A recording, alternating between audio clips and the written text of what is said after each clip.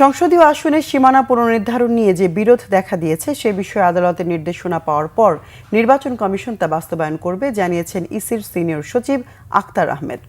রাজধানীর আগারগাঁও নির্বাচন ভবনে সাংবাদিকদের কথা জানান আক্তার আহমেদ। সীমানা নিয়ে বিরোধের বিষয়ে ইসি সচিব বলেন, সীমানা পুনর্নির্ধারণ নিয়ে 18টি রিট হয়েছে। আদালত থেকে নির্দেশনা আসুক সে পর্যন্ত অপেক্ষা করতে হবে। সীমানা নির্ধারণ নিয়ে আন্দোলনের বিষয়ে তিনি বলেন, যে কোনো প্রেক্ষাপটে ভাঙচুর অনাকাঙ্ক্ষিত বিষয়।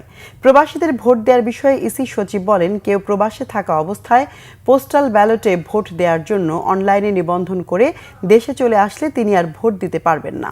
বলেন, নিবন্ধনের জন্য অ্যাপ কবে নাগাদ হবে সেটা পরে জানানো হবে।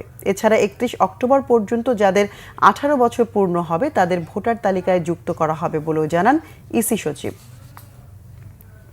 সীমানা নিয়ে আমার যতটুকু খবর নিয়েছি, আজকে পর্যন্ত 14টা রিট হয়েছে বিভিন্ন জায়গা সম্পর্কে। এখন যেটা আদালতের এখতিয়ারাধীন বিষয়ে আমার মনে হয় যে কথা বলার এখতিয়ার, এটা সাবজুডিস হবে, আমার কথা বলার এখতিয়ার। আদালতে বিষয়টার প্রতি আমাদের যারা রিট করেছেন তারাও আদালতের প্রতি আস্থাশীল, আমরাও আদালতের প্রতি আস্থাশীল। কাজে সেইভাবে এই জিনিসটা আদালত থেকে সিদ্ধান্তটা আসুক সেই পর্যন্ত আমাদেরকে একটু অপেক্ষা করতে হবে।